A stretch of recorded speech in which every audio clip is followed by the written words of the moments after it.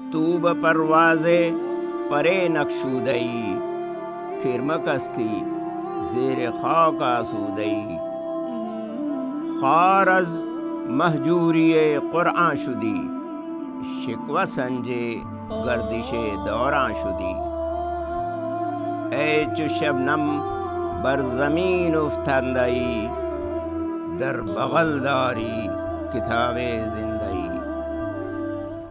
بسم اللہ الرحمن الرحیم۔ السلام علیکم ورحمۃ اللہ۔ پروگرام بانگ درا میں خوش آمدید۔ میں ہوں آپ کا میزبان عمار محبوب اور میرے ساتھ موجود ہیں احمد حاتف صدیقی صاحب۔ کلام اقبال کو سمجھنے کا سلسلہ جاری ہے اور آج ہم نے فارسی کلام کا انتخاب کیا ہے اور رموز بے خودی کی ایک نظم جو ہے وہ احمد حاتف صاحب اس کا انتخاب کیا ہے کہ وہ ہم اس کی تشریح آپ کو سمجھائیں گے۔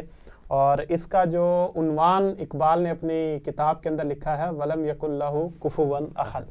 تو اچھا ویسے سورہ اخلاص کو اقبال نے اپنی جا بجا نظموں میں موضوع بنایا ہے اور توحید کے کانٹیکسٹ میں اس نظم سے انہوں نے بہت سارے اشعار جو ہیں وہ نظمیں جو ہیں وہ لکھی ہیں۔ تو اس کا جی قل هو اللہ کی شمشیر سے خالی ہے، شمشیر سے خالی ہے نیام۔ تو آج بھی اس نظم کا عنوان جو ہے وہ سورہ اخلاص سے ہی ایک آیت ہے اور رموز بے خودی کی یہ نظم ہے۔ تو میں گزارش کروں گا احمد حاتف صاحب سے کہ اس نظم کی ایک تو ہمیں خیر اس کی جو پڑھنے کا طریقہ ہے فارسی کا کچھ وہ بھی سمجھائیں اور اس کے جو معنی ہیں وہ بھی سمجھائیں۔ نحمدہ و نصلی علی رسولہ الکریم۔ بسم اللہ الرحمن الرحیم۔ اقبال کا فارسی کلام اردو کلام کے مقابلے میں بہت بلند ہے۔ جی ویسے تو اردو کلام بھی اتنا بلند ہے کہ آج تک اقبال کے اشعار کی تشریحات لکھی جا رہی ہیں اور اسے جا بجا استعمال کیا جا رہا ہے اور ادیب اور شاعر حضرات ہی نہیں بلکہ ہمارے علماء کرام بھی اقبال سے مدد لیتے ہیں، لیکن فارسی کلام بہت بلند ہے۔ یہ رموز بے خودی میں اقبال نے سورۃ الاخلاص کی مکمل تفسیر اپنے انداز میں لکھی ہے۔ صحیح۔ تو ہر آیت کا عنوان الگ الگ ہے۔ جی ٹھیک۔ تو یہ آخری آیت کے عنوان سے جو نظم لکھی ہے اقبال نے اس میں سے میں نے صرف 3 اشعار منتخب کیے۔ نظم یہ طویل ہے، ہم نے اس میں سے تین اشعار لیے ہیں۔ صحیح۔ اور ان 3 اشعار میں اس نظم کا جو وَلَمْ يَكُنْ لَهُ كُفُوًا أَحَدٌ کے تحت جو نظم لکھی گئی ہے اس نظم کا سمجھ لیجئے کہ یہ خلاصہ ہے۔ صحیح۔ تو جو پہلا شعر منتخب کیا ہے وہ ہے تو بپرواز پرے نقشودئی کھرمکستی زیر خاک آسودئی۔ تو بپرواز، تو نے پرواز کے لیے، پرے نقشودئی پر نہیں کھولے۔ صحیح۔ پرے نقشودئی پر نہیں کھولا۔ نق کا مطلب نہ کشودئی۔ ہاں یہ اصل میں ہمیں ضرورت شعری کے تحت نہ کو کشودہ میں ملا کر پڑھنا پڑ رہا ہے۔ یہ ہے نہ کشودہ ای، اور یہ کشودہ جو ہے وہی ہے جو ہم اردو میں اس سے ہم کشادہ اور کشادگی وغیرہ بناتے ہیں، اس کا مطلب کہ کھلا ہوا یا کھولنا۔ تو نے پرواز کے لیے پر ہی نہیں کھولے۔ جب پر ہی نہیں کھولے تو اڑے گا کیسے؟ اور کیفیت کیا ہے تیری کہ کرمک ہستی زیر خاک آسودئی۔ کرم کہتے ہیں کیڑے کو۔ صحیح۔ اور یہ اردو میں بھی ہمارے ہاں استعمال ہوتا ہے۔ کرم کتابی، جو شخص بہت زیادہ کتابیں پڑھتا ہو اس کو ہم کرم کتابی یعنی کتاب کا کیڑا کہتے ہیں۔ صحیح۔ اور یہ کیڑے کا بھی بہت ہی چھوٹا، اچھا ہاں کیڑے کا چھوٹا، صحیح جی کرمک۔ تو اس وقت مسلمان سے مخاطب ہو کر اقبال یہ کہہ رہے ہیں کہ تیری حیثیت جو ہے وہ کیڑے مکوڑے جیسی ہو گئی ہے کہ زمین کے اندر گھس کر سو رہا ہے۔ یعنی است تو ہے، است میں یہ لگا دیا جائے تو استی تو ہے، ہستم میں ہوں، ٹھیک ہے، اس طرح۔ تو یہ فارسی تو یہاں سکھایا نہیں، مشکل ہے، لیکن الفاظ کے معنی بتائے جا سکتے ہیں۔ کرمک ہستی کہ تو کیڑا بن گیا ہے،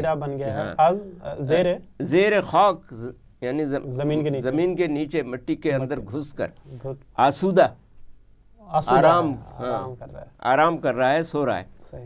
تو تو بپروازے پرے نقشودئی کرمکستی زیر خاک آسودئی، کہ تیری کیفیت یہ ہو گئی ہے کہ عمل سے بالکل عاری ہو گیا ہے، پر اڑنے کے لیے پرے پرواز نہیں کھول، صحیح، پر کھولے گا تو اڑے گا. جی جی. اچھا، اور کیڑے کی طرح اصل میں جا کر چھپ گیا ہے، کیڑے کیڑے کی طرح زمین میں چھپا ہوا ہے، بس سو رہا ہے، آرام کر رہا ہے. تو ہم بھی آرام سے ہیں اس وقت، یعنی کوئی کام نہیں کرنا ہے اور آگے نہیں بڑھنا ہے، اقوام عالم کا مقابلہ نہیں کرنا ہے، اپنی حیثیت کو نہیں پہچاننا ہے، اٹھ کر کھڑے نہیں ہونا ہے. تو یہ کیفیت ہے. اور اقبال کا زمانہ بھی یاد کریں کہ وہ غلامی کا زمانہ تھا، تو مسلمانوں کے اندر وہ عمل پیدا کرنے کی کوشش کر رہے ہیں، بیدار کرنے کی کوشش کر رہے ہیں. اور عنوان ہے وَلَمْ يَكُنْ لَهُ كُفُوًا أَحَدٌ، کہ وہ ذات کہ جس کا ہمسر کوئی نہیں ہے، تو اس ذات کا بندہ اور سورہ اخلاص کی یہ آیت پڑھنے والا، اس کا بھی کوئی مد مقابل نہیں ہے.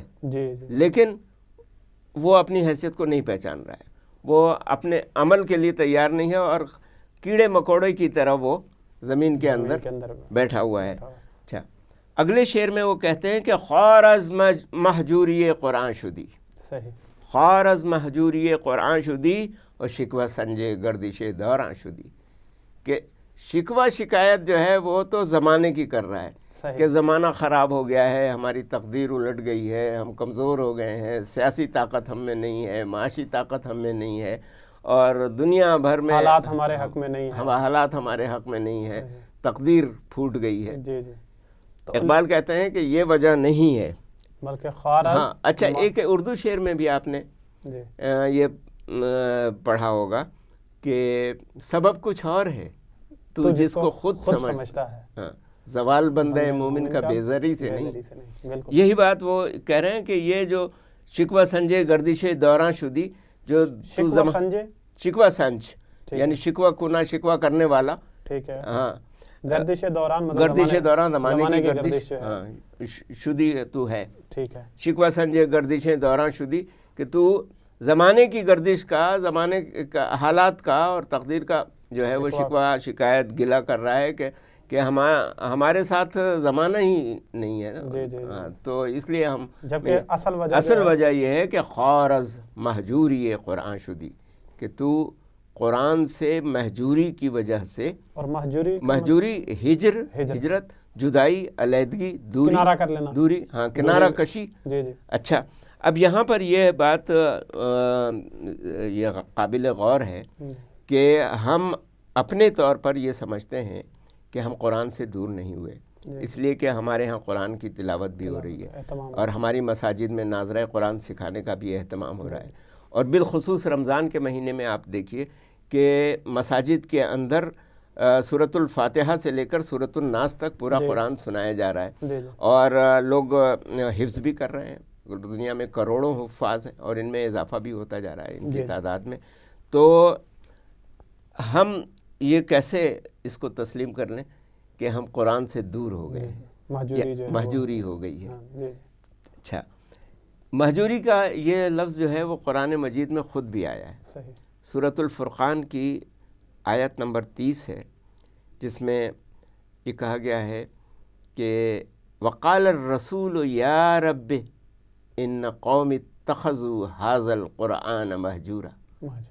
اچھا، قیامت کے دن اس سب سے بڑی عدالت میں رسول اللہ صلی اللہ علیہ وسلم یہ مقدمہ دائر کریں گے، یہ استغاثہ پیش کریں گے کہ اے میرے رب، میری اس قوم نے، میری اس ملت امت نے اس قرآن کو چھوڑ دیا تھا. اچھا، اب یہ چھوڑ دینے کا کیا مطلب ہے؟ مطلب یہ ہے کہ قرآن مجید کی جب آپ تلاوت کرتے ہیں تو آپ کو جا بجا احکام ملتے ہیں اس میں، اور مسلمانوں کی صفات ملتی ہیں. تو وہ صفات وہ میری ذات کے اندر بھی آنی چاہیے، میرے خاندان کے اندر بھی، اور خاندانی معاملات میں بھی وہ معاملات جو ہیں وہ قرآن مجید کے مطابق طے ہونے چاہیے.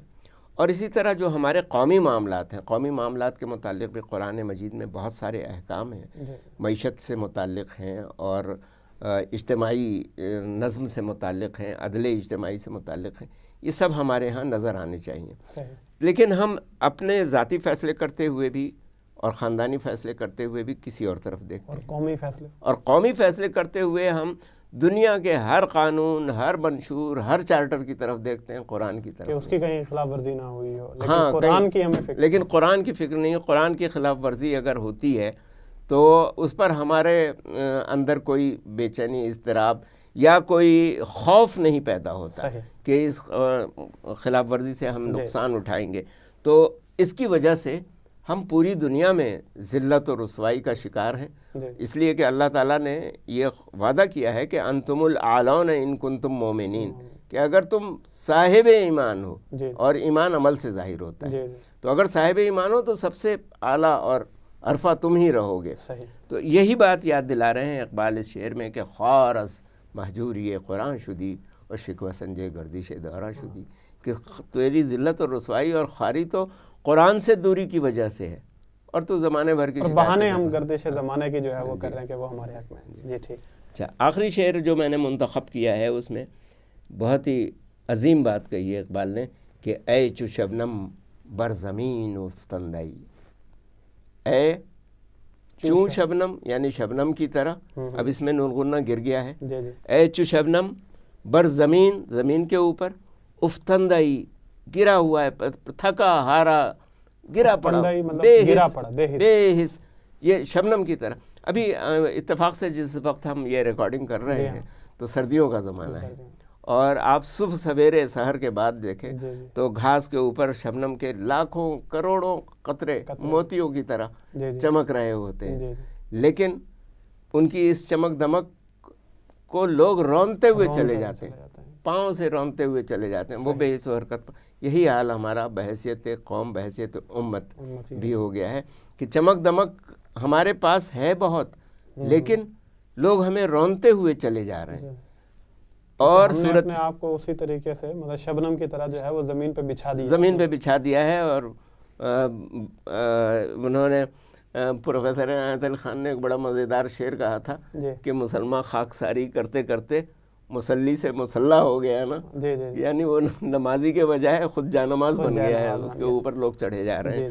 تو یہ ہماری یہ کیفیت ہو گئی ہے، اور صورتحال کیا ہے؟ وہ اقبال کہتے ہیں کہ در بغل داری کتاب زندگی، کہ تیری بغل میں ایک زندہ کتاب ہے جو تیرے اندر زندگی کی روح پھونک سکتی ہے، تجھے اٹھا کر کھڑا کر سکتی ہے، بے جان لوگوں میں جان ڈال سکتی ہے۔ ایک ایسی کتاب تیرے پاس موجود ہے، اس کے گردش دوران جس کا تو شکوہ کر رہا ہے اس کو تو بدل سکتا ہے زندہ کتاب کی مدد سے، زندہ کتاب۔ اچھا، پھر یہ دیکھیے کہ 1443 سال، 1443، یہ تو صرف ہجرت کے واقعے کو ہوئے، اور یہ کتاب اس سے 10 برس پہلے سے نازل ہو رہی ہے، تو 1500 برس سے یہ کتاب زندہ ہے، اور ایسی دنیا میں کوئی بھی کتاب نہیں ہے کہ جو 1500 برس سے مکمل طور پر حرفن زیر و ضرب زبر اعراب کے ساتھ محفوظ ہو۔ لیکن جو مہجوری کی بات ہوئی وہ تو اصل میں یہ ہوئی کہ ترک ہم نے پڑھنا تو اس کو ترک نہیں، لیکن اس کے اوپر عمل کرنا ہم نے ترک ہماری وہ جو اقبال نے کہا کہ وہ زمانے میں معزز تھے مسلمان ہو کر تم خار ہوئے تارک قرآن، ترک ہم نے کیا، اصل میں اس کے اوپر عمل کرنا، بالکل عمل کرنے کو ترک۔ صاحب اس میں جو اب یہ چیز سمجھ میں آتی ہے کہ ان تینوں اشعار کو دیکھیں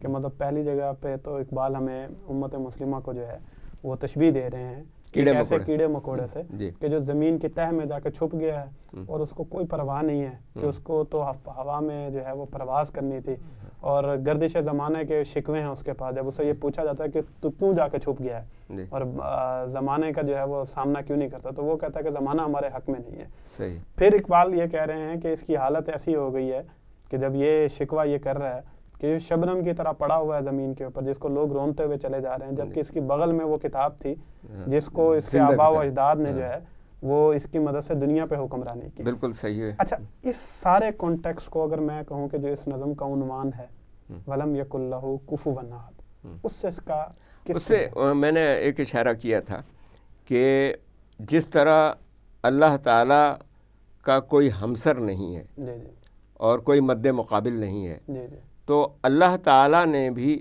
یہ امت جو تخلیق کی ہے وہ ایسی امت تخلیق کی ہے کہ جس کے متعلق خود کہہ دیا ہے کہ تمہارے جیسا کوئی نہیں ہے، تمہارا کوئی ہمسر نہیں ہے، کنتم خیر امۃ اخرجت للناس۔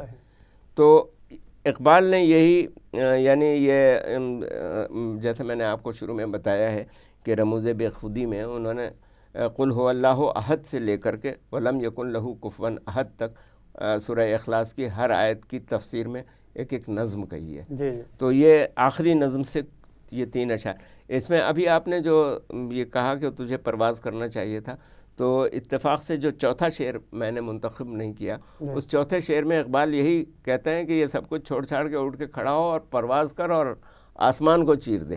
صحیح۔ تو وہ ایک ولولہ اس کے اندر پیدا کرتے ہیں۔ تو ولم یکن لہو کفوا احد سے اقبال کی مراد یہ ہے، یعنی اس میں جو نسبت قائم کی ہے وہ یہ ہے کہ اللہ جو ہے اس کا کوئی ہمسر نہیں ہے، اس کے جیسا کوئی نہیں ہے، اور یہ جو امت مسلمہ ہے یہ اللہ تعالیٰ نے ایسی تخلیق کی ہے کہ اس کا بھی کوئی مد مقابل نہیں ہے، لیکن اس کو اپنے مقام کا احساس نہیں ہے اور یہ معلوم نہیں ہے کہ وہ کس منصب پر فائز ہے۔ تو وہ منصب انہوں نے یاد دلایا ہے کہ در بغل داری کتاب زندگی، کہ تیری بغل میں ایک زندہ کتاب موجود ہے جو تجھے اٹھا کر کے کھڑا کر سکتی ہے۔ اور یہ جو ہمارا یعنی نشاط ثانیہ کی ہم بات کرتے ہیں، جو ہمارا پرانا مقام تھا وہ اسی وجہ سے ملا تھا کہ وہ جو صحابہ کرام تھے وہ گفتار نہیں کردار تھے، کہ تو کو گفتار وہ کردار، تو ثابت وہ سیارہ، وہ متحرک اور بعمل رہتے تھے۔ اور پھر صحابہ کرام کے بعد بھی آپ دیکھیں کہ سیدنا عمر رضی اللہ تعالیٰ عنہ سے لے کر کے یہ ترکی کے سلطان خلیفہ عبدالحمید تک مسلمانوں نے آدھی سے زیادہ دنیا پر حکومت بھی کی، ان کو کفر، شرک، جہالت، غلاظت وغیرہ سے پاک بھی کیا، اور تمام علوم و فنون سے جگمگا کر کے رکھ دیا۔ تو یہ اس پوری نظم کا پیغام ہے۔ بہت شکریہ۔ در بغل داری کتاب زندگی، بہت بڑا پیغام ہے کہ ایک زندہ کتاب تیری بغل میں موجود ہے، اور تو جو ہے وہ شبنم کی طرح یا کیڑے مکوڑے کی طرح زمین سے چپکا ہوا ہے۔ تو اللہ تعالیٰ سے دعا ہے کہ اس امت کو اس مقام پہ پہنچنے کی توفیق عطا فرمائے کہ جس کے اندر قرآن سے مہجوری نہ ہو، بلکہ قرآن سے محبت جو ہے وہ وصف ہو اس امت کا۔ اگلے